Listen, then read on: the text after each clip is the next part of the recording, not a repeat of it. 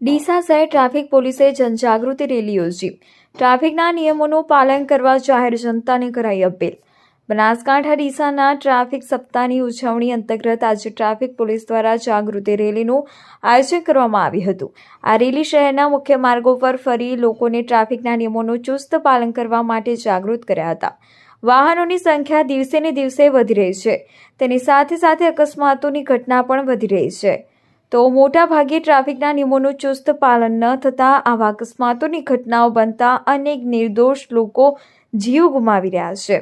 ત્યારે આવા અકસ્માતોની સંખ્યામાં ઘટાડો લાવવા માટે પોલીસ દ્વારા ટ્રાફિક સપ્તાહની ઉજવણી કરવામાં આવી રહી છે, જે અંતર્ગત આજે ડીસામાં પણ ટ્રાફિક પોલીસ દ્વારા જનજાગૃતિ રેલી યોજાઈ હતી। આ જનજાગૃતિ રેલી ડીસા શહેર દક્ષિણ પોલીસ મથકેથી શરૂ થઈ શહેરના મુખ્ય માર્ગો પર ફરી હતી, જેમાં પોલીસે લોકોને ટ્રાફિકના નિયમોનું સંપૂર્ણ પાલન કરવા માટે અપીલ કરી હતી।